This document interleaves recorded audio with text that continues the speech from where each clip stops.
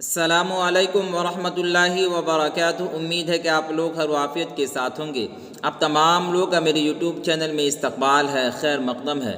میں محمد وسیم اختر حنفی آج میں لے کر حاضر ہوا ہوں کلاس 12 کہکشاں حصہ دوم کا VBI سبجیکٹو۔ آج ہم لوگ پورے چیپٹر کے سبجیکٹو کو دیکھیں گے اور آنے والے ایگزام کی تیاری کریں گے۔ ہم سب جانتے ہیں کہ امتحان کا وقت بالکل قریب آ چکا ہے، وقت بہت کم ہے، تیاری زیادہ کرنی ہے۔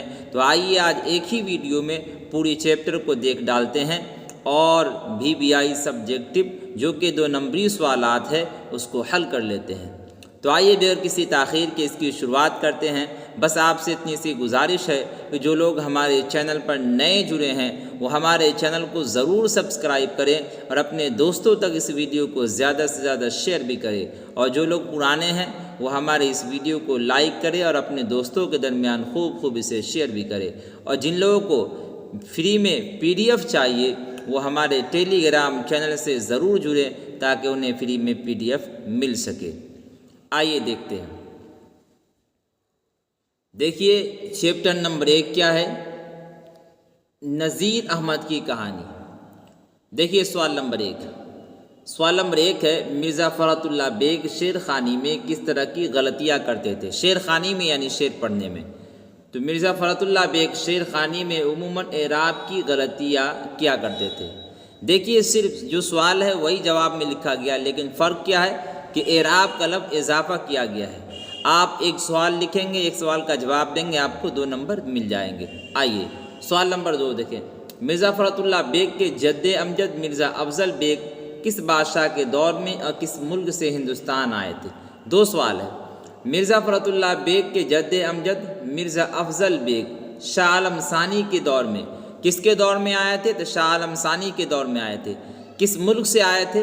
تو بدخشاں سے ہندوستان آئے تھے، ہے نا، وہاں چھوڑ کر ہندوستان آئے تھے۔ سوال نمبر 3 دیکھیں۔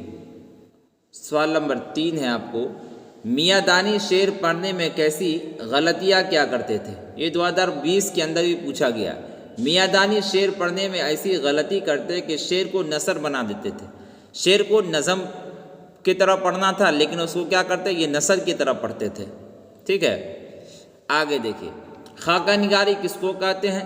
کسی شخصیت کی تحریری تصویر کشی کو، کشی چھوٹا ہوا ہے، کسی شخصیت کی تحریری تصویر کشی کو خاکہ کہتے ہیں، یاد رکھنا ہے۔ اور آگے جو تعریف لکھا ہوا ہے وہ لکھ لیں تب بھی ٹھیک، نہیں لکھیں تب بھی کوئی بات نہیں۔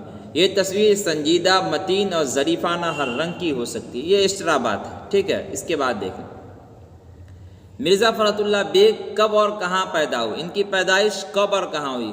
تو مرزا فرات اللہ بیگ دلی میں، ہے نا، کب یعنی 1885، جو کہ صحیح ہے۔ کہاں پیدا ہوئے؟ دلی میں پیدا ہوئے۔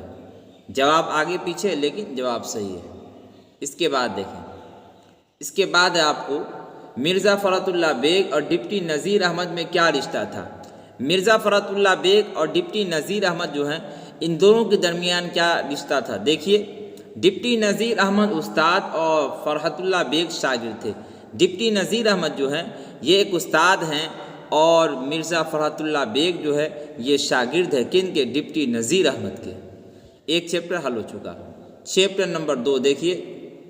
چیپٹر نمبر 2 ہے مٹی کا تیل۔ کیا ہے؟ مٹی کا تیل ہے۔ دیکھیے مٹی کا تیل جو اس کے رائٹر کون ہے؟ تو خواجہ حسن نظامی ہے، یہ بھی یاد رکھیے۔ مٹی کا تیل تمام تیلوں سے کیوں بڑھ کر ہے؟ یہ سوال ہے۔ مٹی کا تیل تمام تیلوں سے اس لیے بڑھ کر ہے کہ بظاہر تو وہ بدبودار تیل ہے، کون؟ مٹی کا تیل، لیکن اس کی افادیت تمام تیلوں سے بڑھ کر، فائدہ جو ہے اس کا تمام تیلوں سے بڑھ کر ہے۔ اس کے بعد دیکھیں سوال نمبر 2 ہے، آگ، ہوا، پانی اور خاک مٹی میں یعنی مٹی میں سب سے کمتر کس کو سمجھا جاتا ہے؟ آگ، ہوا، پانی اور مٹی میں سب سے کمتر یعنی سب سے گھٹیا کس کو سمجھا جاتا ہے؟ دیکھیے کیا کیا آپشن ہے۔ ان چاروں میں سب سے کمتر مٹی کو سمجھا جاتا ہے۔ ان چاروں میں سب سے گھٹیا کس کو سمجھا جاتا ہے؟ مٹی کو سمجھا جاتا ہے۔ اس کے بعد دیکھیں، اس کے بعد ہے آپ کو خواجہ حسن نظامی کے والد کا نام کیا تھا؟ خواجہ حسن نظامی ان کے والد کا کیا نام تھا؟ تو خواجہ حسن نظامی کے والد کا نام سید عاشق علی نظامی تھا۔ کیا نام تھا؟ سید عاشق علی نظامی۔ خواجہ حسن نظامی کا انتقال کب ہوا، یعنی کس سال کے اندر ہوا؟ خواجہ حسن نظامی کا انتقال 1955 عیسوی میں ہوا، یاد رکھنا۔ اس کے بعد دیکھیں خواجہ حسن نظامی کی کسی دو کتابوں کے نام لکھیے، یعنی بتائیے کیا کیا ہے؟ سپارہ دل ہے نا، کیا ہے؟ سپارہ دل اور نظامی بنصری۔ نظامی بنصری جو ہے یہ نظام الدین اولیاء کی سوانح حیات ہے۔ اس کے بعد دیکھیں، اس کے بعد ہے مٹی کے ساتھ دنیا کیا کیا سلوک کرتی ہے؟ تو دنیا کی مخلوق مٹی کو اپنے پاؤں سے رونتی ہے، یعنی اس پر چلتی ہے، ٹھیک ہے۔ تو چمبیلی اور موتیا کے تیل سے بھی اہم مٹی کا تیل ہے، کیسے؟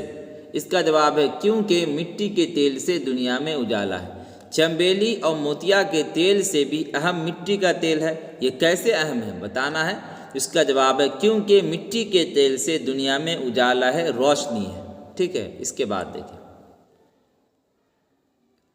سوال نمبر 8 ہے جو آپ کو 2020 کے اندر پوچھا گیا ہے۔ مٹی کا تیل دیکھ کر لوگ ناک بھو کیوں چڑھاتے ہیں؟ مٹی کے تیل کی بدبو کی وجہ سے لوگ ناک بھو چڑھاتے ہیں۔ اس کا جواب مل گیا۔ مٹی کا تیل بالکل بے غرض اور بے تعلق ہے، کیسے؟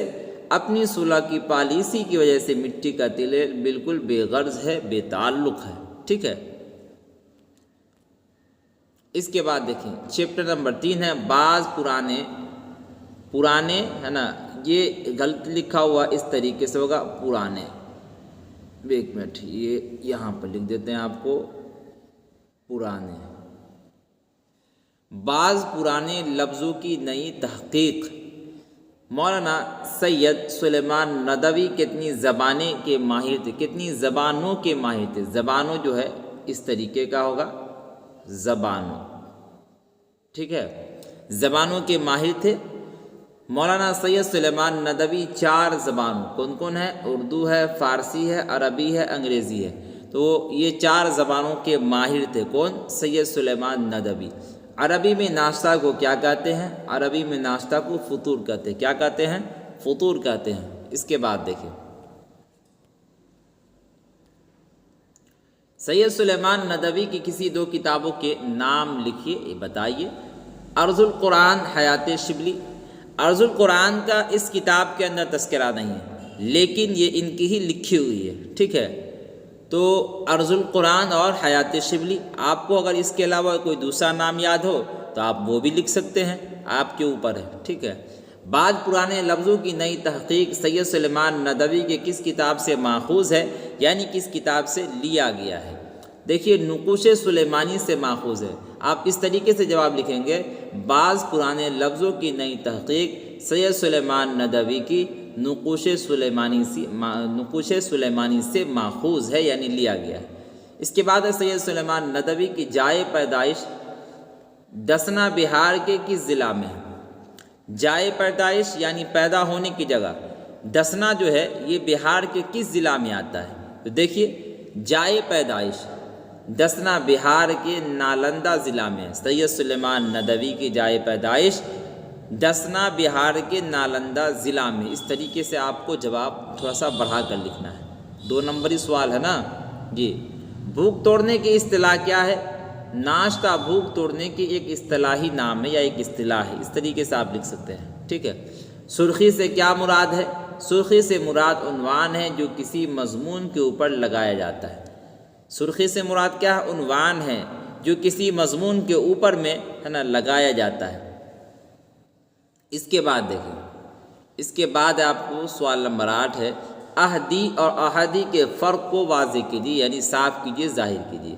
احدی کے معنی سست اور کاہل کے ہیں۔ احدی حمزہ پر زبر ہے نا، یا آپ بول رہے ہیں اس طریقے سے بول سکتے ہیں، الف کے اوپر زبر، ہا کے اوپر جزم یا ساکن بولے، دالیہ زیر دی۔ تو احدی کے معنی سست اور کاہل کے ہیں، اور احدی کے معنی اکیلا کے ہیں۔ احدی کے معنی اکیلا کے، تعریف سے فرق واضح ہو گیا۔ احدی اور احدی کے فرق کو واضح کیجیے۔ تو احدی جب ہا پر ساکن ہو تو اس کے معنی سست اور کاہل کے، اور جب ہا پر زبر ہو تو اس کے معنی اکیلا کے، تنہا کے۔ اس کے بعد دیکھیں کلی کھولنا، کلی پھیرنا کے معنی میں کیا فرق ہے؟ کلی کھولنا کے معنی کسی کے عیب کو ظاہر کرنا ہے، اور کلی پھیرنا کے معنی کسی کے عیب کو چھپانا ہے۔ اس کے بعد دیکھیں فطور کے معنی بتائیے۔ فطور کے معنی عربی میں توڑنے کے ہیں۔ کلی کو عربی اور فارسی میں کیا کہتے ہیں؟ کلی کو عربی میں لسان اور فارسی میں رانگا کہتے ہیں، ٹھیک ہے؟ کلی کو عربی میں کیا کہتے ہیں؟ لسان کہتے ہیں، اور فارسی میں رانگا کہتے ہیں۔ اس کے بعد دیکھیں اس کے بعد آپ کو پورب اور پچھم کی زبانوں سے کون زبان مصنف مراد لیتے ہیں، یعنی رائٹر مراد لیتے ہیں؟ دیکھیے رائٹر سے مراد یہاں جو ہے آپ کو سید سلیمان ندوی ہے۔ پورب کی زبان سے مصنف کی مراد عربی زبان ہوتی ہے، اور پچھم کی زبان سے مراد انگریزی زبان ہوتی ہے۔ اس کے بعد دیکھیں لفظ نہار کن دو زبانوں میں استعمال ہوتا ہے؟ فارسی اور ہندوستانی میں استعمال ہوتا ہے۔ کون لفظ؟ لفظ نہار، یعنی نہار لفظ، ٹھیک ہے؟ کلی کس زبان کا لفظ ہے اور اس کے معنی کیا ہے؟ یہ آپ کو 2020 کے اندر پوچھا گیا۔ کلی عربی زبان کا لفظ ہے اور اس کے معنی رانگا کے ہیں۔ کس زبان کا لفظ ہے؟ تو عربی زبان کا لفظ ہے۔ ایک سوال کا جواب مکمل۔ پھر دوسرا سوال اس کے معنی کیا ہے؟ تو اس کے معنی رانگا ہے۔ اب آگے دیکھیے یہ چیپٹر نمبر 4 ہے۔ انشائیہ کیا ہے؟ کیا ہے سوال؟ کیا ہے چیپٹر کا نام؟ انشائیہ کیا ہے؟ وزیر اعلیٰ کی انشائیوں کے 2 مجموعے کون کون سے ہیں؟ انشائیہ کا ہے، اس کے جو رائٹر ہے وہ ہے وزیر اعلیٰ، ٹھیک ہے؟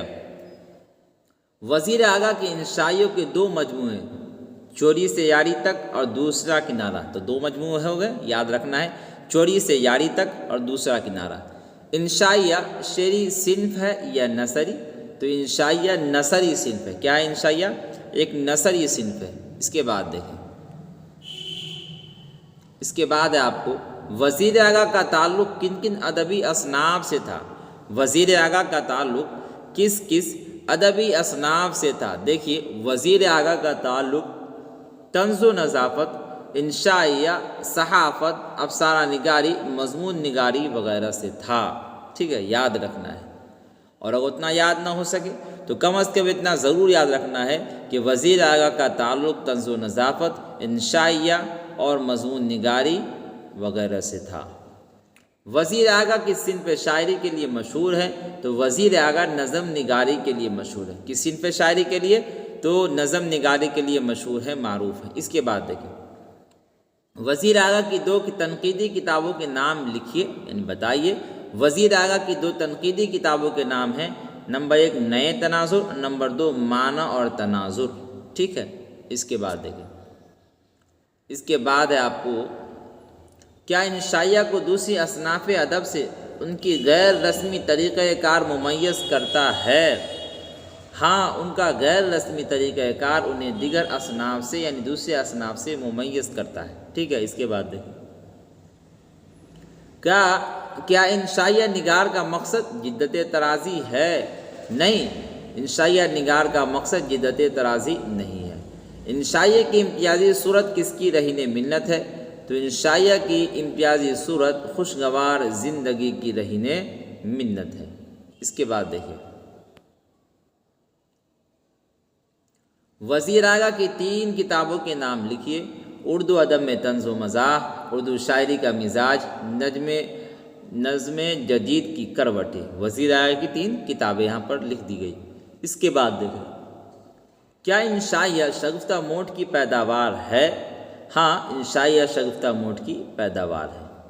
اس کے بعد ہے کیا انشائیہ دوسری اصناف سے اپنے اختیار کے باعث علیحدہ نظر آتا ہے یعنی الگ نظر آتا ہے؟ جی ہاں، انشائیہ علیحدہ نظر آتا ہے۔ آپ کو اس کو کس طریقے سے لکھنا ہے کہ ہاں انشائیہ دوسری اصناف سے اپنے اختیار کی سبب یا اپنے اختیار کے باعث علیحدہ نظر آتا ہے۔ اس طریقے سے جواب کو لمبا کر کے لکھنا ہے، سوال کی طرح جواب کو لکھنا، بس اس میں جو سوال کا جواب پوچھا جا رہا ہے اس کو بھی اسی میں دے دینا ہے، تو تب آپ کو کیا ملے گا؟ ایک سوال پر 2 نمبر ملے گا۔ ایک سوال کے جواب پر کتنا نمبر؟ 2 نمبر ملے گا۔ اس کے بعد ہر ملک ما است سے کیا مراد ہے؟ اس سے مراد ساری زمین ہماری ہے، یعنی ہر ملک ہمارا ہی ملک ہے۔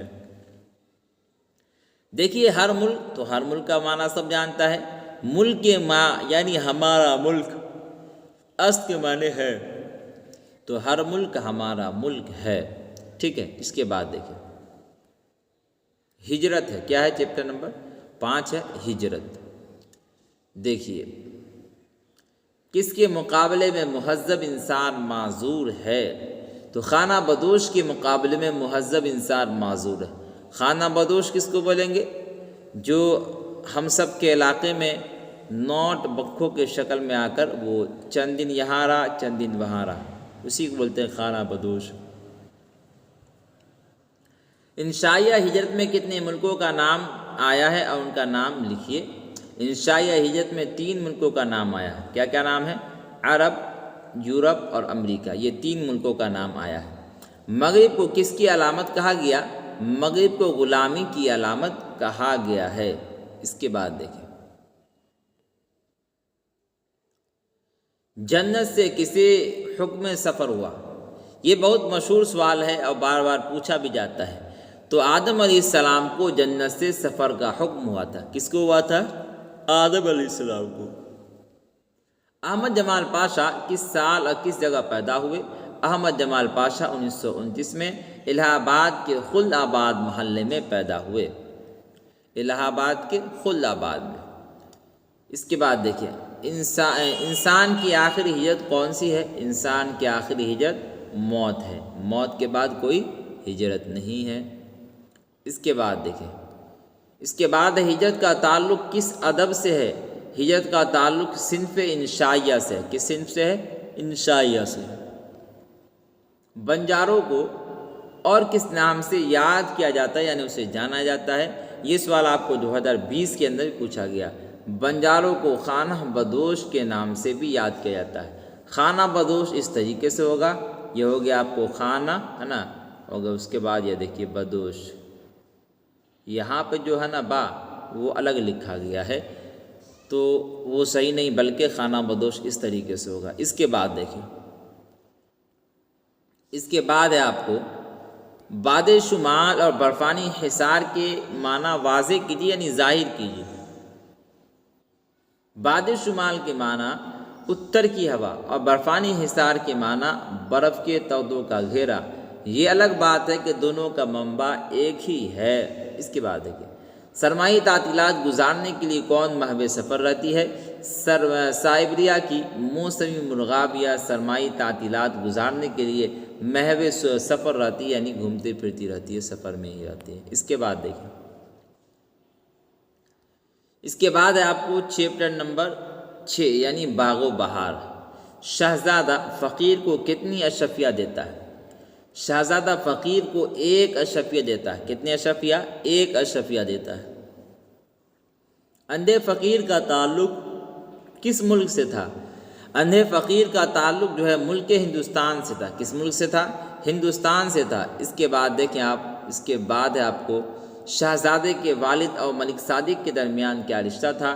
شہزادے کے والد اور ملک صادق کے درمیان دوستی کا رشتہ تھا۔ کیسا رشتہ تھا؟ دوستی کا رشتہ تھا۔ اس کے بعد فورٹ ولیم کالج میں میر امن کی بحالی کتنے روپیہ تنخواہ پر ہوئی؟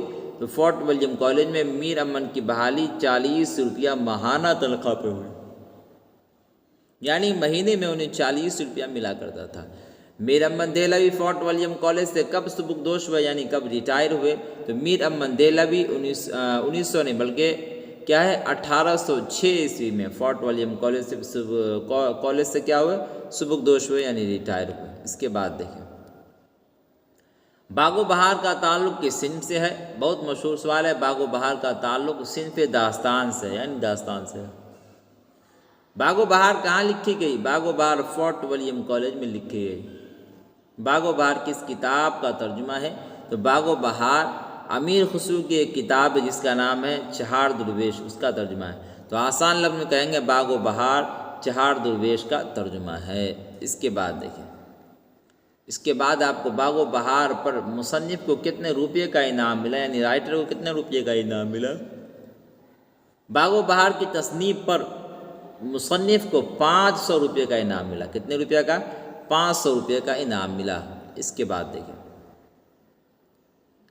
باغ و بہار کی سن اشاعت بتائی، یعنی جس سال چھپا اس سال کا وہ کون سا سال تھا؟ باغ و بہار کی سن اشاعت 1804 باغ و بہار میں کتنے درویشوں کے واقعات کو بیان کیا گیا؟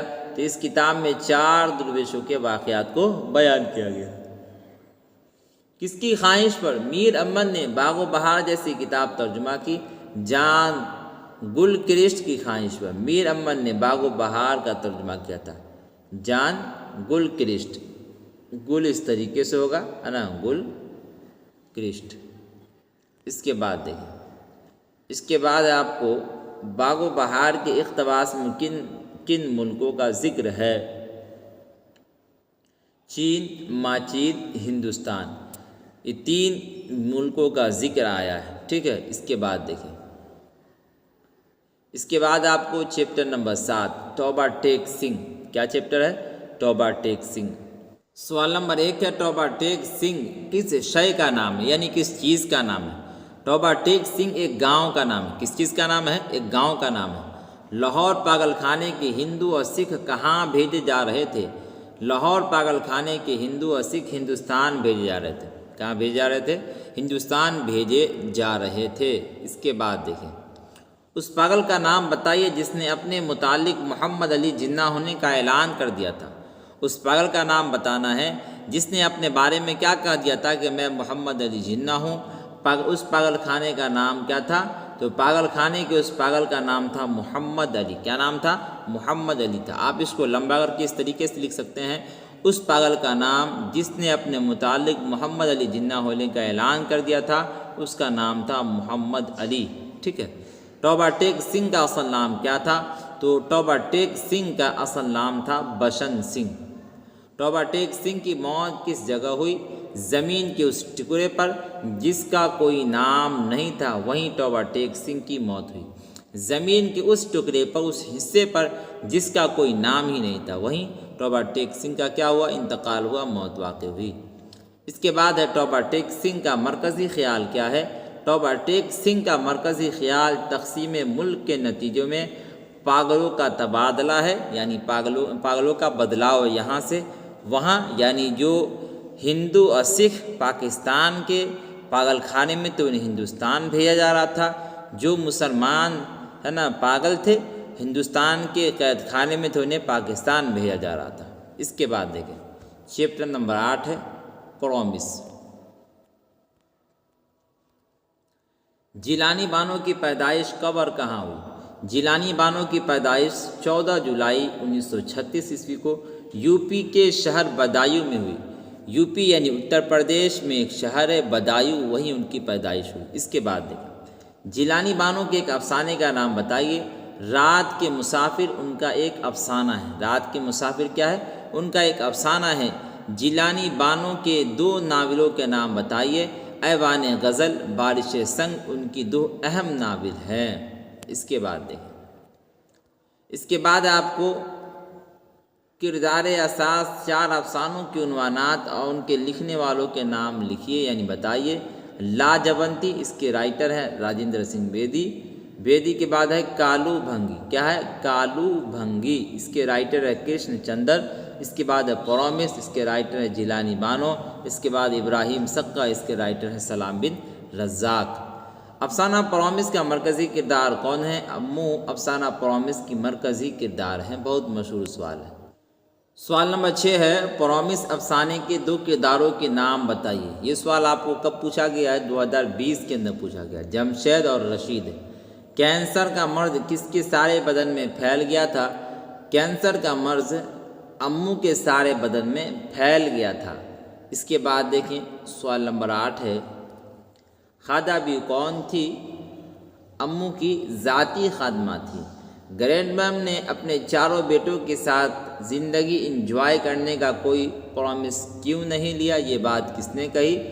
بیبی نے کہی تھی، جو امو کی پوتی تھی، ٹھیک ہے۔ اس کے بعد دیکھیں امو نے اپنے بیٹوں سے کیا پرومس لیا تھا، کیا وعدہ لیا تھا؟ موت کے بعد کاندھا دینے کا پرومس لیا تھا، یعنی وعدہ لیا تھا۔ اس کے بعد دیکھیں، اس کے بعد ہے اس کے بعد کیا ہے؟ امو یاسین شریف پڑھیے، اللہ کو یاد کیجیے۔ یہ بات کس نے کب کہی؟ بڑی بہو نے نزاع کے عالم میں امو سے یہ بات کہی ہے نا، کیا کہی بات کہ امو یاسین شریف پڑھیے اور اللہ کو یاد کیجیے۔ اس کے بعد دیکھیں جیلانی بانو کا کون سا افسانہ آپ کے نصاب میں شامل ہے؟ جیلانی بانو کا افسانہ پرومس ہمارے نصاب میں شامل ہے، یعنی اس کتاب کے اندر شامل ہے۔ اس کے بعد ہے بھولے بسرے گیت، بعض آدمی اس کو بسرے بھی پڑھتے ہیں تو بسرے بھی پڑھ سکتے ہیں آپ، بسرے بھی پڑھ سکتے ہیں۔ سید عزیز احمد کس عہدے سے سبکدوش ہوئے؟ یعنی کسی عہدے سے ریٹائر ہوئے؟ ڈائریکٹر جنرل کے عہدے سے سبکدوش ہوئے۔ اس کے بعد آپ کو سید عزیز احمد نواسہ ٹیلی ویژن پر، یعنی سید عزیز احمد کا نواسہ کا چھٹا ہوا ہے، کا نواسہ ٹیلی ویژن پر کیا دیکھ رہا تھا؟ لو آن انٹرنیٹ دیکھ رہا تھا۔ اس کے بعد آپ کو دیکھیے روی رنجن کون تھے؟ روی رنجن عزیز احمد کے پرانے جرنلسٹ دوست تھے۔ کیا ڈاکٹر کی بات سن کر وہ سناٹے میں آ گئے؟ ہاں، ڈاکٹر کی بات سن کر سید عزیز احمد سناٹے میں آ گئے۔ ان کا اپنا ایک اور پرانا ساتھی کیا تھا؟ ٹرانزسٹر ان کا پرانا ساتھی تھا، ٹھیک ہے۔ اس کے بعد دیکھیں، اس کے بعد آپ کو ٹرانزسٹر مل جانے کے بعد کیا ان کے چہرے پر فاتحانہ چمک تھی؟ ہاں، ان کے چہرے پر فاتحانہ چمک تھی۔ اس کے بعد ہے بھولے بسرے گیتوں کا پروگرام کتنے بجے ختم ہوا؟ صبح کے 7:30 بجے بھولے بسرے گیتوں کا پروگرام ختم ہوا۔ آپ جتنی بھی کتاب گائیڈ کے دیکھیں گے ان تمام کے اندر 8:30 بجے لکھا گیا ہے، لیکن وہ غلط ہے۔ بہت ساری کتابیں جو ہیں گائیڈ کی چھپی ہوئی، اس میں بہت سارے سوالات کے جوابات غلط ہوتے ہیں، لیکن ہم جتنے بھی سوالات کے جوابات آپ کے سامنے پیش کرتے ہیں اس کا طریقہ کار یہ ہے کہ پہلے ہم خود اور ہمارے کچھ آف لائن کے بچے ہمارے ساتھ مل کر اس کو حل کرتے ہیں، اور اس کے بعد پھر آپ کے سامنے پیش کیے جاتے ہیں، تاکہ کوئی بھی غلطیاں ہمارے علم کے اعتبار سے اس میں نہ رہے، ہے کہ نہیں؟ اس کا خاص خیال رکھا جاتا ہے۔ آگے دیکھیے، افسانہ بھولے بسرے گیت کے 2 کرداروں کے نام بتائیے۔ افسانے بھولے بسرے گیت کے 2 کرداروں کا نام ہے عزیز احمد اور روی رنجن، ٹھیک ہے۔ اس کے بعد دیکھیں، اس کے بعد ہے بوستان خیال اور سڑک کے کنارے کتابیں کس صنف میں ہیں؟ یہ جو کتابیں کس صنف میں ہیں؟ دیکھیے اس سوال کا تعلق اس چیپٹر سے نہیں ہے۔ بوستان خیال کا تعلق صنف داستان سے ہے، جبکہ سڑک کے کنارے کا تعلق صنف افسانہ سے ہے۔ یہ ایکسٹرا بات ہے، دیکھ لیجئے صرف۔ اس کے بعد دیکھیں چیپٹر نمبر 10 ہے ابراہیم سقا۔ سوال نمبر 1 جو ہے یہ آپ کو 2020 کے اندر پوچھا گیا ہے، کیا ہے؟ ابراہیم سقا کی تعلیم کہاں تک ہوئی تھی؟ بہت مشہور سوال ہے۔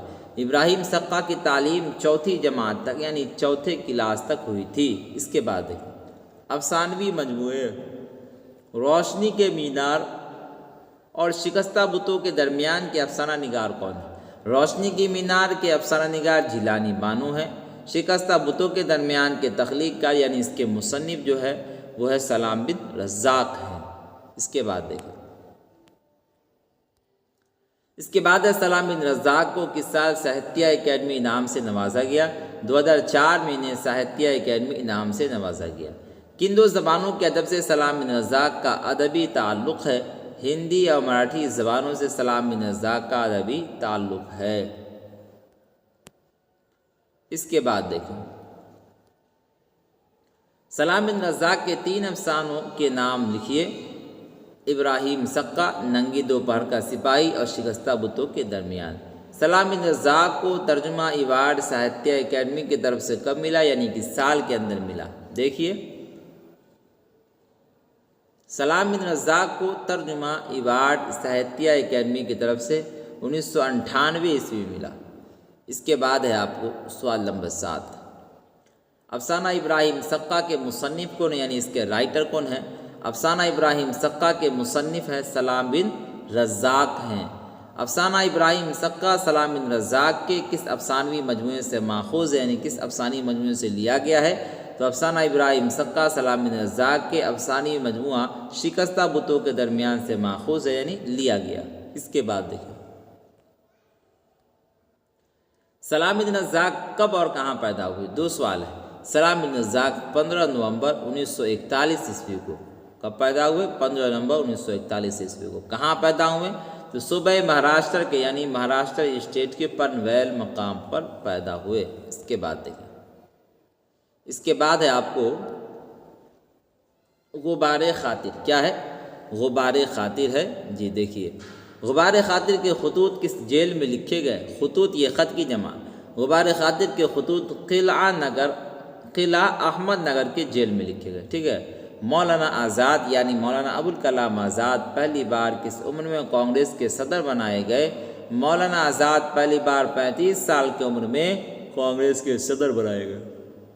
یہاں پر عمریں لکھا ہوا لیکن اصل ہوگا عمر میں، ٹھیک ہے۔ اس کے بعد دیکھیں، اس کے بعد آپ کو غبار خاطر کی زمانے کی تصنیف ہے۔ غبار خاطر مولانا آزاد کے قید و بند کے زمانے کی تصنیف ہے، یعنی لکھی ہوئی ہے۔ اس کے بعد ہے مرزا غالب نے کل کتنے خطوط لکھے؟ تو مرزا غالب نے کل 900 خطوط لکھے۔ کتنے خطوط لکھے؟ 900۔ اس کے بعد ہے آپ کو سوال نمبر 5، کیا ہے؟ مولانا آزاد کا اصل نام کیا تھا؟ مولانا آزاد کا اصل نام تھا محی الدین احمد۔ کیا نام تھا؟ محی الدین احمد۔ اس کے بعد آپ کو مولانا آزاد کب اور کہاں پیدا ہوئے؟ مولانا آزاد سعودی عرب کے مکہ میں، ہے نا، کہاں پیدا ہوئے؟ سعودی عرب میں، یعنی سعودی عرب میں جو مکہ ہے نا وہاں یہ پیدا ہوئے۔ کب پیدا ہوئے؟ تو 1888 میں۔ مولانا آزاد کے والد کا نام کیا تھا؟ مولانا آزاد کے والد کا نام تھا مولانا خیر الدین۔ اس کے بعد دیکھیے، مولانا آزاد کے والد مکہ میں کیا کرتے تھے؟ مولانا آزاد کے والد مکہ میں درس و تدریس کا کام کرتے تھے، یعنی پڑھانے لکھانے کا کام کرتے تھے۔ اس کے بعد مولانا آزاد کی 3 کتابوں کے نام بتائیے، یہ بھی آپ کو 2020 کے اندر پوچھا گیا۔ غبار خاطر، انڈیا ونس فریڈم، ترجمان القرآن۔ اس کے بعد دیکھیں، اس کے بعد ہے آپ کو مولانا آزاد کس ملک میں پیدا ہوئے؟ مولانا آزاد سعودی عرب کے مکہ شہر میں پیدا ہوئے۔ مولانا آزاد کا سال وفات کیا ہے؟ تو مولانا آزاد کا سال وفات ہے آپ کو 1958، ٹھیک ہے۔ مولانا آزاد کے 3 اخبارات کے نام بتائیے۔ لسان و صدق، البلاغ، الہلال، ہے نا، یا الہلال صحیح رہے گا۔ اس کے بعد دیکھیں، مولانا آزاد کون سی چائے پیتے تھے؟ تو وہ چین کی جیسی چائے پیتے تھے، ٹھیک ہے۔ غبار خاطر میں کتنے خطوط ہیں؟ تو غبار خاطر میں کل 24 خطوط ہیں۔ کتنے خطوط ہیں؟ 24۔ اس کے بعد دیکھیں، صدیق مکرم کون ہے؟ صدیق مکرم حبیب الرحمن خان شیروانی ہے۔ کون ہے؟ حبیب الرحمن خان شیروانی ہے۔ اس کے بعد دیکھیے حصہ نظم یہاں سے شروع ہے۔ چیپٹر نمبر 1 کیا حصہ نظم میں؟ گفتگو، میرا سفر، ہے نا۔ دیکھیے، نظم گفتگو کے علاوہ علی سردار جعفری کی کون سی نظم آپ کی کتاب میں شامل ہے؟ تو نظم گفتگو کے علاوہ، ہے نا، علی سردار جعفری کی نظم علاوہ، یہ جیسے اوپر لکھا ہوا ہے وہی صحیح ہے، نیچے والا غلط ہے۔ علی سردار جعفری کے نظم میرا سفر ہمارے نصاب میں شامل ہے۔ ابھی اوپر بات آئی گفتگو اور میرا سفر، یہ دونوں کے دونوں کن کی لکھی ہوئی ہے؟ یہ علی سردار جعفری کی لکھی ہوئی ہے۔ اس کے بعد آپ کو دیکھیے، نظم گفتگو کس شاعر کی تخلیق ہے؟ نظم گفتگو علی سردار جعفری کی تخلیق ہے، یعنی ان کی لکھی ہوئی ہے۔ اس کے بعد علی سردار جعفری کی پیدائش کب ہوئی، یعنی کس سال کے اندر ہوئی؟ تو علی سردار جعفری کی پیدائش 1913 عیسوی میں ہوئی۔ علی سردار جعفری کی شاعری کا تعلق کس تحریک سے تھا؟ تو علی سردار جعفری کی شاعری کا تعلق جو ہے ترقی پسند تحریک سے تھا۔ کس تحریک سے تھا؟ ترقی پسند تحریک سے تھا۔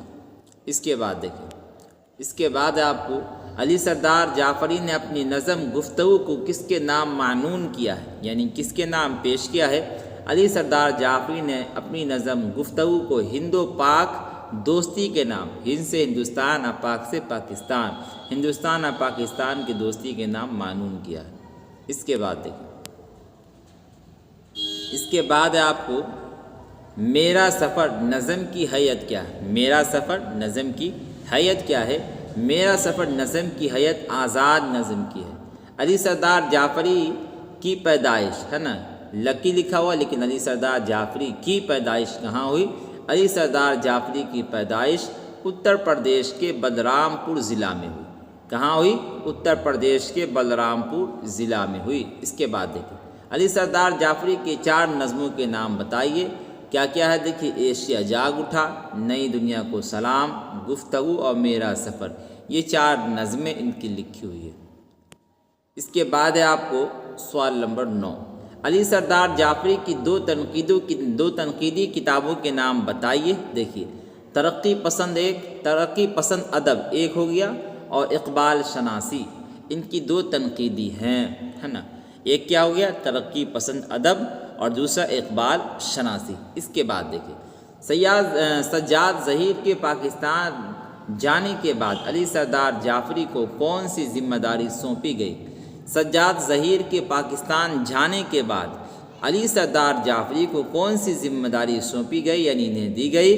सज्जाद ज़हीर के पाकिस्तान जाने के बाद अली सरदार जाफरी को अंजुमन तरक्की पसंद मुसन्निफ़ीन का जनरल सेक्रेटरी बनाया गया था। क्या बनाया गया था? अंजुमन तरक्की पसंद मुसन्निफ़ीन का जनरल सेक्रेटरी बनाया गया था। किनको? अली सरदार जाफरी को। इसके बाद देखिए, किस तोहफ़ा और सौगात की बात इस नज़म में आई है? दर्द और प्यार की सौगात की बात इस नज़म में आई है। इसके बाद देखिए, तारीकियों भरी रात किस तरह चलती है? तारियों लिखा हुआ है, तारों पर है। क्या है? तारों भरी रात किस तरह चलती है? तारों भरी रात हम पर हंसते हुए चलती है। तारीकी गलत है, तारों है ना, तारियों लिखा वो भी गलत है। तारों भरी रात ये सही है। तारों भरी रात किस तरह चलती है? तारों भरी रात हम पर हंसते हुए, किस तरह? हंसते हुए चलती है।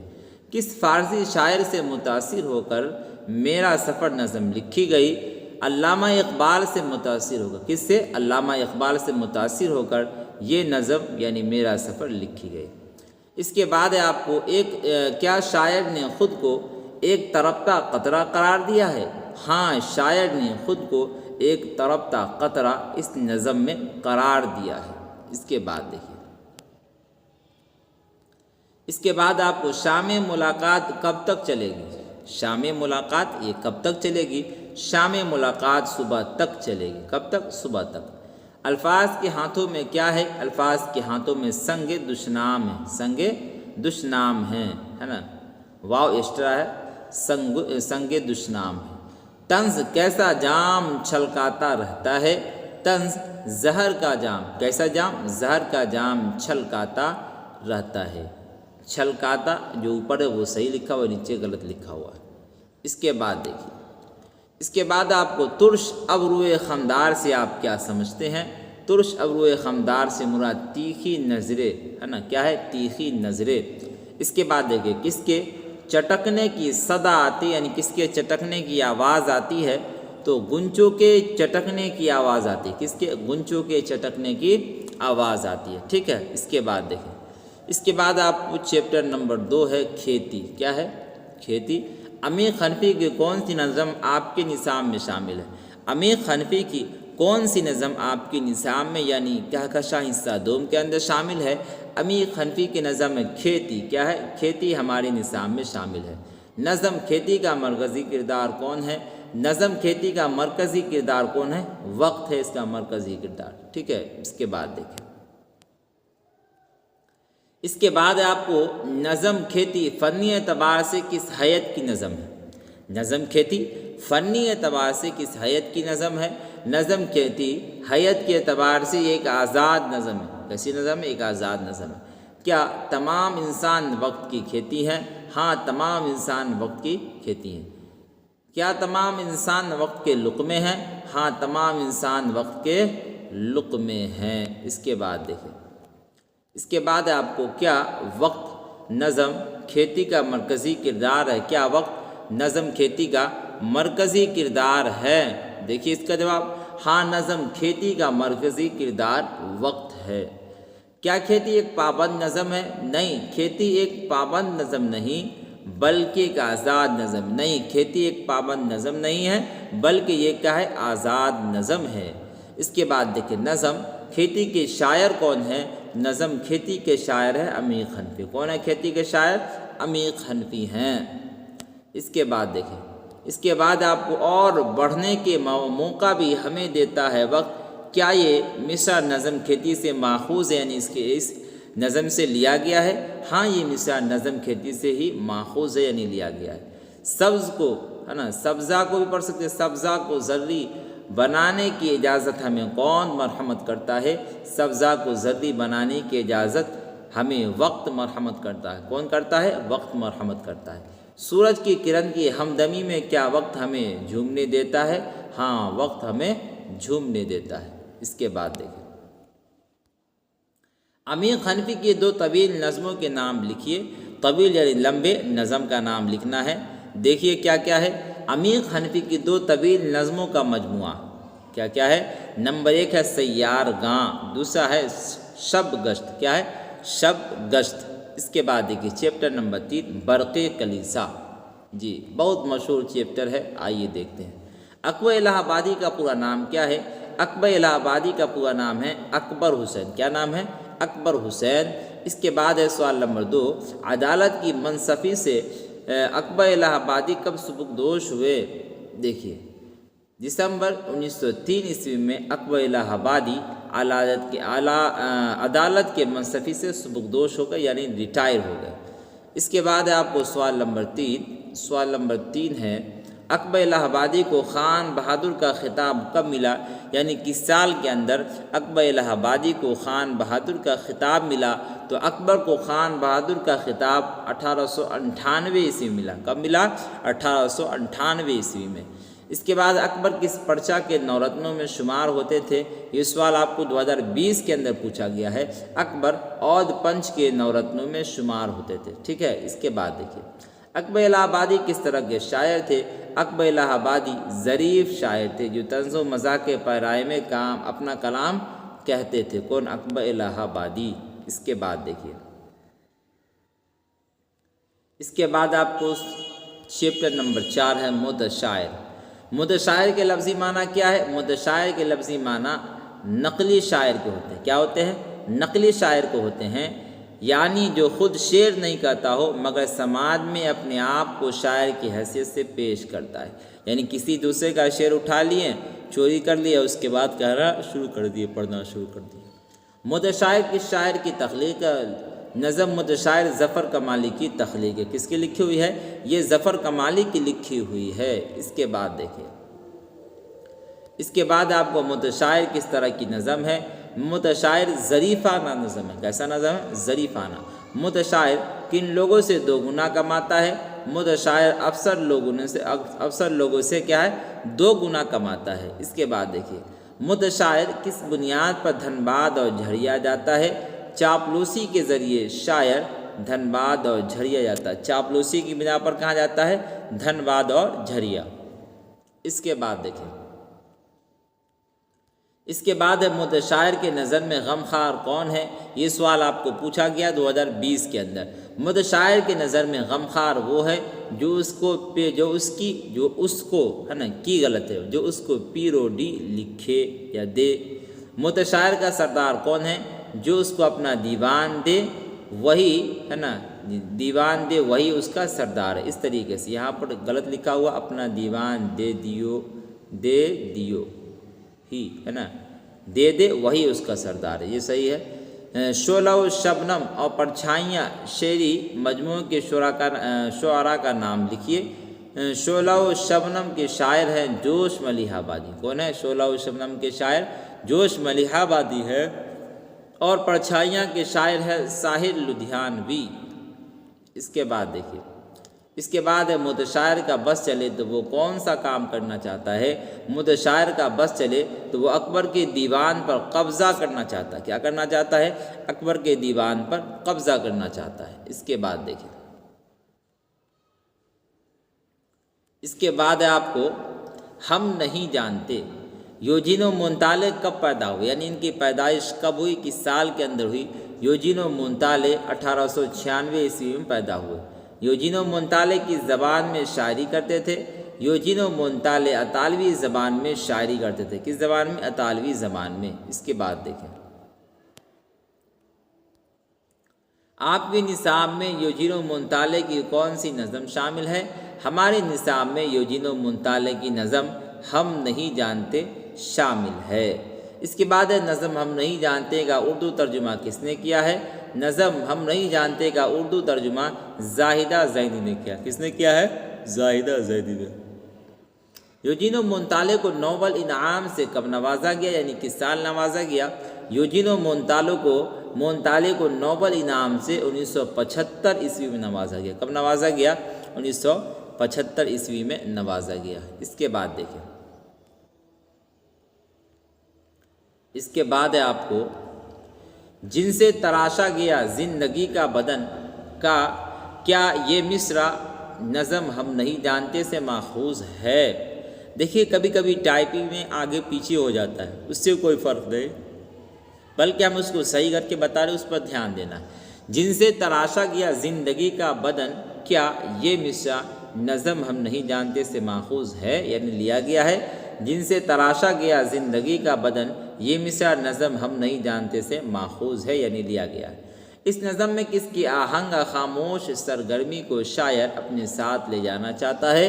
اس نظم میں سمندر کے آہنگ خاموش سرگرمی کو شاعر اپنے ساتھ لے جانا چاہتا ہے نا۔ اس کے بعد دیکھیں منطالع یعنی یوجین و منطالع اپنی نظم میں کس کی گونج نہاں خانہ دل میں باقی رہنے کی بات کرتا ہے؟ یوجین و منطالع اپنے نظم میں سمندر کے گونج کو نہاں خانہ دل میں باقی رہنے کی بات کرتا ہے۔ اس کے بعد دیکھیں، اس کے بعد ہے آپ کو غالب کا چپٹر ہے، یہ غزل ہے۔ مرزا غالب کے والد اور والدہ کا نام کیا تھا؟ والد کہے تو ان کے ابو اور والدہ کہے تو ان کی امی۔ دیکھیے مرزا غالب کے والد کا نام تھا عبداللہ بیگ خاں اور ان کی امی کا نام تھا عزت النساء بیگم۔ غالب کی شادی کس سے ہوئی؟ تو غالب کی شادی لوہارو خاندان نواب الہی بخش کی بیٹی امراؤ بیگم سے ہوئی تھی۔ تو غالب کی شادی کس سے ہوئی تھی؟ امراؤ بیگم سے ہوئی تھی، ٹھیک ہے۔ اس کے بعد دیکھیں کیا ہے، اس کے بعد ہے آپ کو غالب کے خطوط کس عنوان سے شائع ہوئے یعنی چھپے؟ غالب کے خطوط اردو معلیٰ اور عود ہندی کے عنوان سے شائع ہوئے یعنی چھپے۔ اس کے بعد دیکھیں غالب کی وفات کب ہوئی، یعنی کس سال کے اندر مرزا اسد اللہ بیگ خاں کی انتقال ہوئی یعنی وفات ہوا۔ غالب کی وفات جو ہے 1869 عیسوی میں ہوئی۔ غالب نے اردو کے علاوہ کس زبان میں شعر و شاعری کی؟ غالب نے اردو کے علاوہ فارسی زبان میں شعر و شاعری کی۔ اس کے بعد دیکھیں غالب کے کسی دو فارسی تصنیف کا نام لکھے۔ غالب کی کسی دو فارسی تصنیف کا نام لکھے۔ دیکھیے مہر نیم روز اور درفش کاویانی غالب کی فارسی تصنیف ہے۔ اس کے بعد شاعر کے روتے رہنے سے کیا ہوگا؟ شاعر کے روتے رہنے سے بستیاں ویران ہو جائے گی۔ کیا ہو جائے گی؟ بستیاں ویران ہو جائے گی۔ دیکھیے یعقوب علیہ السلام اور یوسف علیہ السلام میں کیا نسبت ہے؟ یہ سوال آپ کو کب پوچھا گیا؟ 2020 کے اندر۔ یعقوب علیہ السلام اور یوسف علیہ السلام میں باپ بیٹے کی نسبت ہے۔ باپ کون ہے؟ یعقوب علیہ السلام باپ ہیں اور یوسف علیہ السلام بیٹے ہیں۔ اس کے بعد دیکھیے غالب کا انتقال کب ہوا اور ان کا مزار کہاں؟ یہ دو سوال ایک ساتھ پوچھا گیا۔ دیکھیے غالب کا انتقال 1869 عیسوی میں ہوا اور ان کا مزار کہاں؟ حضرت نظام الدین اولیاء دہلی میں، ٹھیک ہے۔ اس کے بعد دیکھیے دائم پڑا ہوا تیرے در پر نہیں ہوں میں، یہ بات شاعر نے کس سے کہی ہے؟ غالب نے یہ بات شاہ سے کہی ہے۔ غالب نے یہ بات کس سے کہی ہے؟ شاہ سے کہی ہے، یعنی شاعر نے یہ بات شاہ سے کہی ہے۔ شاعر کو کون مٹانا چاہتا ہے؟ شاعر کو زمانہ مٹانا چاہتا ہے۔ اچھا یہاں پر شاہ سے مراد بادشاہ بھی ہے۔ اس کے بعد دیکھیے غالب کو کون لوگ نہیں جانتے؟ غالب کو عزیز لوگ نہیں جانتے ہیں۔ وہ دن گئے کہا کر شاعر کیا بتانا چاہتا ہے؟ وہ دن گئے کہا کر شاعر اپنے نوکر نہیں ہونے کی بات بتانا چاہتا ہے۔ پہلے کیا تھا؟ پہلے غلامیت کی زندگی تھی، لیکن اب جو ہے وہ ایک آزادانہ زندگی ہے۔ تو وہی بول رہے ہیں وہ دن گئے گا اگر شاعر کیا بتانا چاہتا ہے، وہ دن گئے گا اگر شاعر اپنے نوکر نہیں ہونے کی بات بتانا چاہتا ہے۔ اس کے بعد دیکھیں غالب نے وظیفہ خور کس کو کہا ہے؟ غالب نے وظیفہ خور اپنے آپ کو کہا ہے۔ چمن میں کس کے جانے سے دبستہ کھل گیا؟ چمن میں غالب کے جانے سے دبستہ کھل گیا۔ موحد کسے کہتے ہیں؟ تو اس کا دیکھیے کیا جواب ہے، اس کا جواب ہے آپ کو موحد، خدا کو ایک ماننے والے کو موحد کہتے ہیں، خدا کے ایک ماننے والے کو کیا کہتے ہیں؟ موحد کہتے ہیں۔ رنج سے خوگر ہونے سے کیا مراد ہے؟ رنج سے خوگر ہونے سے مراد رنج کا عادی ہونا ہے۔ کیا ہونا ہے؟ رنج کا عادی ہونا مراد ہے۔ اس کے بعد دیکھیں چیپٹر نمبر 7 ہے یگانہ چنگیزی۔ کیا ہے؟ یگانہ چنگیزی کا ہے۔ یگانہ چنگیزی کا پورا نام کیا تھا؟ یگانہ چنگیزی کا پورا نام تھا مرزا واجد حسین یاس یگانہ چنگیزی، ٹھیک ہے۔ یگانہ چنگیزی کی پیدائش کب اور کہاں ہوئی؟ جو سوال ہے اس میں، یگانہ چنگیزی کی پیدائش 1884 عیسوی میں کہاں ہوئی؟ پٹنہ سٹی کے محلہ مغل پورہ میں ہوئی، ٹھیک ہے۔ اس کے بعد دیکھیے یگانہ چنگیزی کے والد کا نام کیا تھا؟ والد کا ہے تو ابو، ان کے ابو کا کیا نام تھا؟ دیکھیے یگانہ چنگیزی کے والد کا نام تھا مرزا غلام حسین۔ کیا نام تھا؟ مرزا غلام حسین تھا، اور عرفی جو نام تھا وہ کیا تھا؟ مرزا پیارے صاحب۔ یگانہ چنگیزی کی زندگی کا بیشتر حصہ کہاں گزرا؟ یگانہ چنگیزی ان کی زندگی کا بیشتر حصہ یعنی زیادہ تر حصہ کہاں گزرا؟ یگانہ چنگیزی کی زندگی کا بیشتر حصہ لکھنؤ میں گزرا۔ کہاں گزرا؟ لکھنؤ میں۔ اس کے بعد یگانہ کے کیا معنی ہے؟ یگانہ کے معنی آپ کو عجوبہ اور یکتا کے ہیں۔ کیا یگانہ کے معنی؟ عجوبہ اور یکتا کے ہیں، اکیلا کے ہیں۔ اس کے بعد دیکھیں، اس کے بعد ہے آپ کو یگانہ چنگیزی پہلے کیا تخلص کرتے تھے؟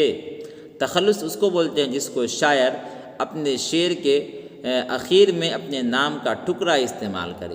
تو یگانہ چنگیزی پہلے یاس تخلص کرتے تھے۔ کیا کرتے تھے؟ یاس تخلص کرتے تھے۔ اس کے بعد دیکھیے خلیل الرحمن اعظمی کا یہ چیپٹر ہے جی۔ دیکھیے خلیل الرحمن اعظمی کی پیدائش کب اور کہاں ہوئی؟ یعنی کب یعنی کس سال، اور کہاں یعنی کس جگہ۔ خلیل الرحمن اعظمی کی پیدائش اعظم گڑھ کے قریب سیدھا سلطان پور میں 1927 عیسوی میں ہوئی۔ تو ان کی پیدائش کب ہوئی؟ تو 1927 میں۔ کہاں ہوئی؟ تو اعظم گڑھ کے قریب ایک گاؤں کا نام ہے سیدھا سلطان پور، وہیں، ٹھیک ہے۔ اس کے بعد دیکھیں خلیل الرحمن اعظمی کس یونیورسٹی سے وابستہ تھے، یعنی جڑے ہوئے تھے کس یونیورسٹی سے؟ خلیل الرحمن اعظمی علی گڑھ ہے نا، کیا علی گڑھ مسلم یونیورسٹی سے، مسلم یونیورسٹی کے شعبہ اردو میں لیکچرر کے عہدے پر مامور تھے، یعنی اس سے جڑے ہوئے تھے۔ خلیل الرحمن اعظمی کے کسی دو شعری مجموعے کا نام لکھیے۔ یہ سوال آپ کو 2020 کے اندر پوچھا گیا ہے۔ کاغذی پیرہن، نیا عہد نامہ ان کی شاعری کے دو مجموعے ہیں۔ اس کے بعد دیکھیے خلیل الرحمن اعظمی کی وفات کب اور کتنی عمر میں ہوئی؟ کو لکھا ہوا ہے غلط ہے، کب اور کتنی عمر میں ہوئی؟ خلیل الرحمن اعظمی کی وفات 1978 عیسوی میں، صرف 51 سال کی عمر میں۔ کتنی عمر میں؟ صرف اور صرف 51 سال کی عمر میں ان کا انتقال ہوا۔ خلیل الرحمن اعظمی کے PhD مقالے کا کیا عنوان تھا؟ دیکھیے خلیل الرحمن اعظمی کے تحقیقی مقالے کا عنوان تھا اردو میں ترقی پسند ادبی تحریک تھا۔ کیا مقالے کا عنوان تھا؟ ترقی پسند ادبی تحریک تھا، ٹھیک ہے۔ اس کے بعد دیکھیے اس کے بعد آپ کو خلیل الرحمن اعظمی کے دو معاصرین کے نام بتائیے۔ دو ان کے ہم معاصر یعنی ان کے جو ساتھی ہیں زمانے کے، اس کا نام بتانا ہے۔ دیکھیے خلیل الرحمن اعظمی کے دو معاصر شاعر ناصر کاظمی اور ابن انشا ہیں۔ دو معاصر کا نام ہو گیا۔ پہاڑ کاٹنے والے کی اصطلاح کس کے لیے استعمال کی جاتی ہے؟ پہاڑ کاٹنے والے کی اصطلاح فرہاد کے لیے استعمال کی جاتی ہے۔ کس کے لیے؟ فرہاد کے لیے استعمال کی جاتی ہے۔ اس کے بعد دیکھیں آپ، اس کے بعد ہے آپ کو خلیل الرحمن اعظمی کہاں پیدا ہوئے تھے، یعنی کس جگہ پیدا ہوئے تھے؟ اعظم گڑھ کے گاؤں سیدھا سلطان پور میں خلیل الرحمن اعظمی پیدا ہوئے۔ خلیل الرحمن اعظمی کا پیشہ کیا تھا؟ خلیل الرحمن اعظمی کا پیشہ تھا علی گڑھ میں تدریس کا تھا، یعنی پڑھانے لکھانے کا پیشہ تھا۔ اس کے بعد کتاب اردو میں ترقی پسند ادبی تحریک کس کی لکھی ہوئی ہے؟ اردو میں ترقی پسند تحریک یہ خلیل الرحمن اعظمی کی لکھی ہوئی ہے۔ اس کے بعد دیکھیے، اس کے بعد غم ارشد، یہ قطع تاریخ ہے۔ قطع تاریخ غم ارشد کے مصنف کون ہے، یعنی اس کے رائٹر کون ہے؟ قطع تاریخ غم ارشد کے مصنف ہے عطا کاکوی۔ اس کے بعد دیکھیے عطا کاکوی کی وفات کب ہوئی، یعنی کس سال کے اندر ہوئی؟ عطا کاکوی کی وفات 1998 عیسوی میں ہوئی۔ اس کے بعد دیکھیے باغ و بہار کے اعداد بتائیے، اس کی گنتی کتنا بتانا ہے؟ باغ و بہار کے جو اعداد ہے 1217، کتنے ہیں؟ 1217 ہیں۔ اس کے بعد محمد کے اعداد بتائیے، محمد کے اعداد ہے 92، کتنے ہیں؟ 92 ہیں۔ اس کے بعد دیکھیے جمیل اور عقیل کون ہیں؟ جمیل اور عقیل جو ہے ارشد مرحوم کے بیٹے ہیں۔ کس کے بیٹے ہیں؟ جمیل اور عقیل ارشد مرحوم کے بیٹے ہیں۔ اس کے بعد دیکھیے، اس کے بعد ہے آپ کو عطا کاکوی نے قطع تاریخ غم ارشد کس کی موت پر لکھا؟ عطا کاکوی نے قطع تاریخ غم ارشد اپنی جوان سال بیٹی ارشد کی موت پر لکھی، یعنی عطا کاکوی جو ہے ارشد کے ابو ہیں، ٹھیک ہے جی۔ ارشد کاکوی عطا کاکوی میں کیا رشتہ تھا؟ ارشد کاکوی عطا کاکوی میں باپ بیٹے کا رشتہ تھا۔ ارشد کاکوی یہ بیٹا تھا اور عطا کاکوی یہ کون تھے؟ باپ تھے۔ یعنی ارشد کاکوی مرحوم بیٹا تھا، یعنی ان کا جو بیٹا تھا وہ انتقال ہو گیا تو اس کو مرحوم کہہ دیا گیا، اور عطا کاکوی ان کے باپ تھے، یعنی ان کے والد صاحب تھے۔ اس کے بعد دیکھیے، اس کے بعد جب ارشد کاکوی کی وفات ہوئی تو وہ کتنے سال کے تھے؟ جب ارشد کاکوی کی وفات ہوئی تو وہ صرف 34 سال کے تھے۔ کتنے سال کے تھے؟ صرف اور صرف 34 سال کے تھے۔ اس کے بعد دیکھیے غم ارشد میں ارشد کے 2 بیٹوں کا ذکر ہے، دونوں کے نام بتائیے۔ ارشد کے دونوں بیٹوں کا نام ہے جمیل اور عقیل۔ کیا نام ہے؟ جمیل اور عقیل ہے۔ اس کا تذکرہ ہے نا کس میں لکھا ہوا ہے؟ غم ارشد جو لکھا گیا اس کے اندر اس کا تذکرہ بھی کیا گیا ہے۔ اس کے بعد دیکھیے، اس کے بعد ہے آپ کو مرثیہ۔ کیا ہے؟ مرثیہ ہے جی۔ ابتدا میں انیس کا تخلص کیا تھا؟ یہ سوال آپ کو 2020 کے اندر پوچھا گیا۔ ابتدا میں انیس کا تعلق حزی تھا۔ کیا تھا؟ حزی۔ اس کے بعد مرثیہ کس لفظ سے مشتق ہے؟ مرثیہ لفظ عربی کے لفظ رسا سے مشتق ہے نا۔ مرثیہ آسان لفظ میں کہے تو مرثیہ عربی کے لفظ رسا سے مشتق ہے۔ اس کے بعد دیکھیے، اس کے بعد آپ کو انیس کا تعلق کس دبستان سے ہے؟ امیر انیس کا تعلق دبستان لکھنؤ کی شاعری سے ہے۔ دبستان لکھنؤ سے، اتنا بھی لکھ دیں گے کافی ہے۔ اس کے بعد دیکھیے انیس کے اسلاف میں کس مثنوی نگار کا نام آتا ہے؟ انیس کے اسلاف میں میر غلام حسن، کیا نام ہے؟ میر غلام حسن مثنوی نگار کا نام آتا ہے، جو ان کے دادا تھے۔ تو انیس کے اسلاف میں کس مثنوی نگار کا نام آتا ہے؟ انیس کے اسلاف میں میر غلام حسن۔ یہاں پر غلام جو ہے صحیح کر کے لگایا گیا، پہلے غلط لکھا ہوا تھا۔ تو میر غلام حسن یہ مثنوی نگار ہیں جو انیس کے کون ہیں؟ دادا ہیں، ٹھیک ہے۔ اس کے بعد دیکھیے، اس کے بعد آپ کو مشرقی شاعری میں مرثیہ کسے کہتے ہیں؟ مشرقی شاعری میں مرثیہ اس نظم کو کہتے ہیں جو کسی کی موت پر کہی جائے، اس کو کیا کہتے ہیں؟ مرثیہ کہتے ہیں۔ میر انیس کس طرح کی شاعری کے لیے مشہور ہے، معروف ہے؟ میر انیس مرثیہ نگاری کے لیے مشہور ہے، معروف ہے۔ اردو کے مشہور مثنوی نگار میر حسن میر انیس کے کون تھے؟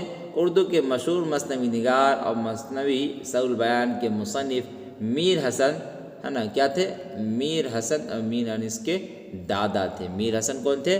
میر غلام حسن جو تھے میر انیس کے، یہاں پر غلام لگایا گیا نا، میر غلام حسن، یہاں پر بھی آپ کو ہو جائے گا میر غلام حسن ہے نا، میر غلام حسن، ٹھیک ہے۔ میر غلام حسن یہ میر انیس کے دادا تھے۔ اس کے بعد میر انیس کی پیدائش کب اور کہاں ہوئی؟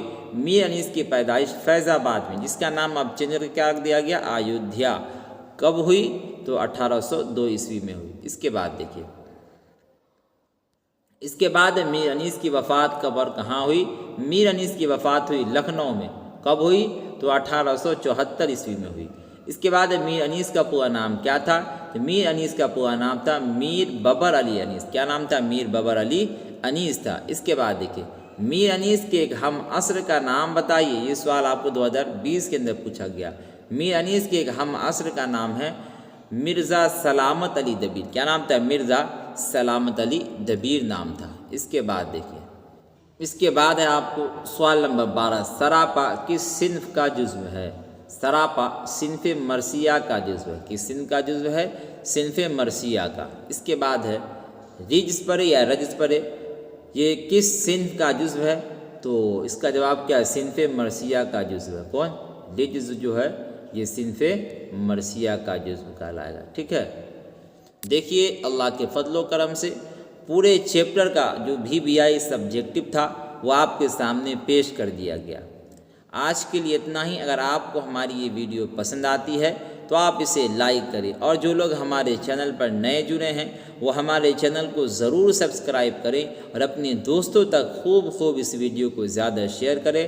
اس لیے کہ اب وقت زیادہ نہیں ہے، اس لیے اخیر وقت میں آپ لوگ کی خواہش بھی تھی کہ VBI سبجیکٹو لائیے، تو آپ کو 2 نمبری جو سبجیکٹو ہے آپ کے سامنے لایا گیا تاکہ آپ بآسانی اس کی تیاری کر سکیں اور آنے والے ایگزام میں اچھے نمبرات سے کامیابی حاصل کر سکیں. آج کے لیے اتنا ہی. فقط والسلام.